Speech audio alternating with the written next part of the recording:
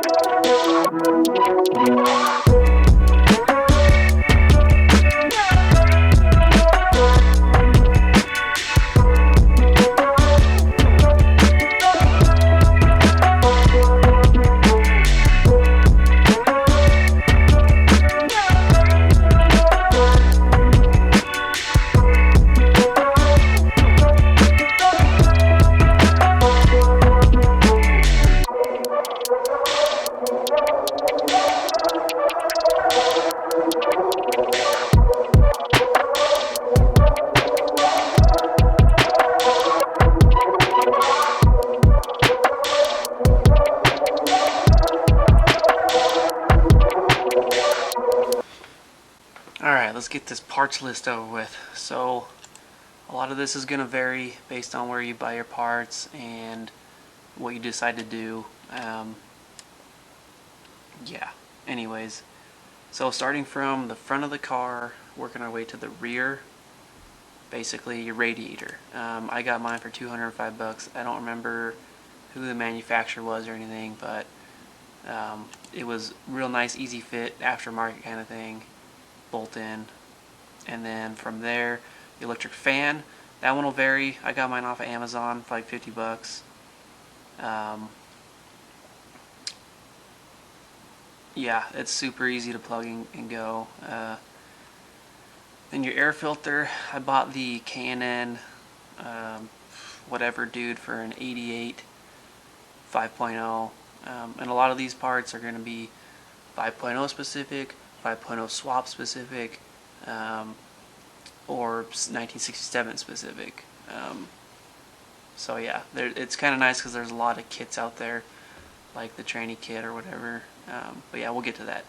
So another big one that's going to depend entirely on your project or what you've got going on is the engine. So I basically bought a donor car. It was an 88. So it's a speed density 87, 88, or speed density other than in California. I believe the 88 was mass airflow. And then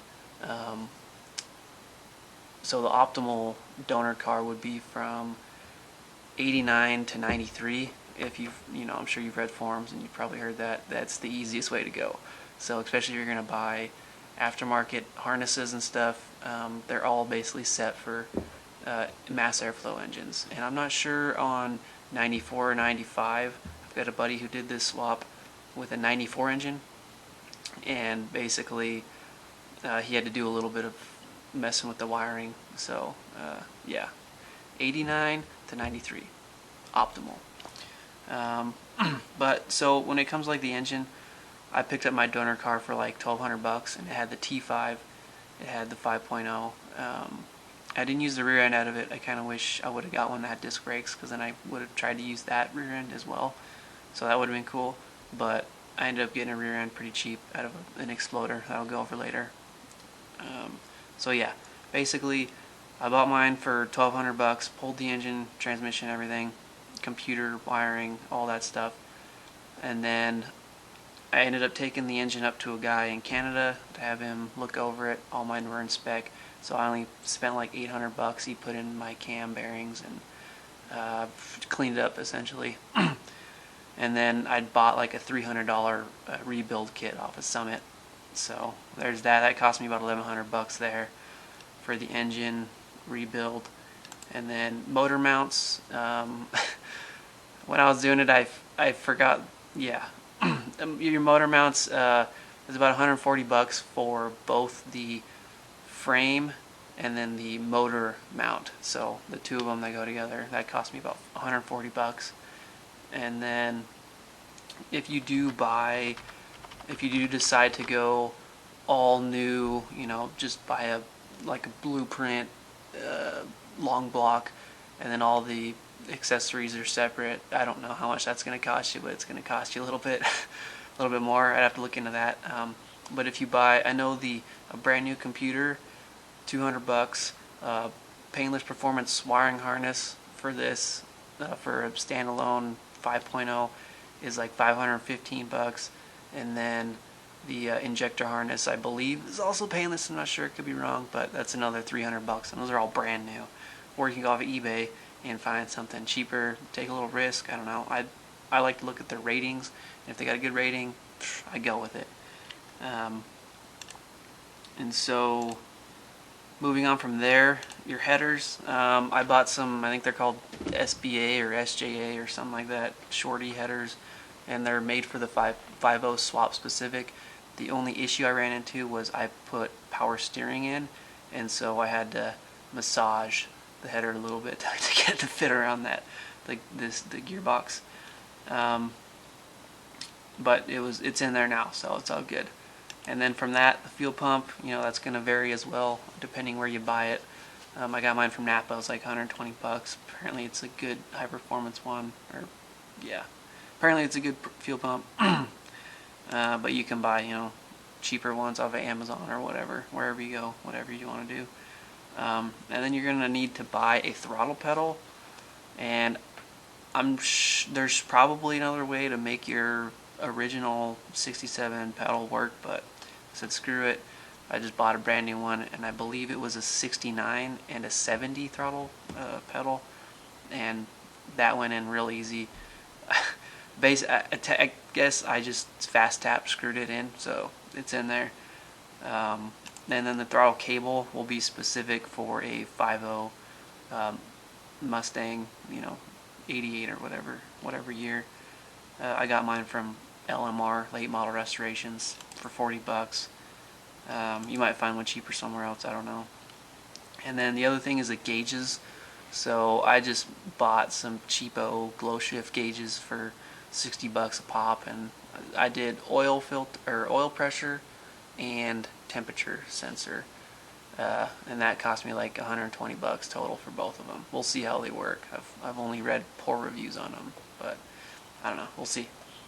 And then moving on from there to the transmission. So this will vary a lot too. If you want to buy a brand new kit or a brand new T5 in a kit, I think CJ Pony sells them, and it's like $3,800. But that comes with the brand new T5, and then all the kit that comes with it, so your cross members, your motor mounts, and I think that comes with like your clutch, like the whole clutch package as well. But I could be wrong. You have to look into it. So like I just use mine for my donor car, so I'm not really 100% certain what their kit has. I just did a quick look up and found that. And so then, or you can buy, if you do the donor, it cost me like $350 for my cross member and my motor mounts. You definitely want to make sure you have the right motor mounts, because I did some unnecessary massaging of my transmission tunnel that did not need to happen. So I just got really pissed off and wasted a bunch of time with that. So yeah, the 88 transmission mount's taller versus the aftermarket T5 swap, so just keep that in mind. And I'm sure you'll run into your own problems here and there, so just revert back to the video if you need it. Oh, and then so with that, yeah, you'll need your clutch pedal. I got mine off of Mustang Steve. It was a kit. It cost me $380. Oh, and that comes with the cable. Yeah, so that comes with a pedal, a cable, and just the mounting hardware. So really easy to do on that one. And then the other coming out of the transmission is your drive shaft. So I was able to use mine. I took it down to the shop. I got it measured out for the right length I was going to need. I did need to buy the plate for your rear end, but other than that, I had the right slip yoke. I just needed it resized. So that cost me like 300 and change, almost $400. So yeah, not too bad. If and if I actually think that T5 and kit might come with the drive shaft, so that'd be something to look into. And then, so here's the last thing I did. Well, I guess the furthest back is the rear end. I got an 8.8 out of late 90s Explorer, and that cost me $175, and the guy pulled it for me, so that was pretty cool. And that was limited slip and 373 gears. And so from that, your miscellaneous hoses, little parts and pieces, whatever, radiator hoses, serpentine belt. I think that was total about $500. Extra nuts and bolts here and there. I just threw another $500 in on that. And then the big thing is your wheels, essentially, your rims and tires, whatever you decide to go with. That's gonna vary. Mine cost me $800. I'm sure you can spend a hell of a lot more than that, or a lot cheaper too. Hell, yeah. So, and then the two other things that I didn't go over that I upgraded on this parts list is the front disc brakes and the power steering upgrades. So the front disc brakes and the power steering were both $800 or $700, $800 each of them. But real easy to install, super easy to install. If you guys enjoy this video, let me know. If I missed anything, definitely throw that in the comments. If you guys have questions, throw it down there. I don't have a lot of views or anything, so I'll probably answer pretty damn quickly. But yeah, I hope to see you guys in the future and do some more awesome builds later.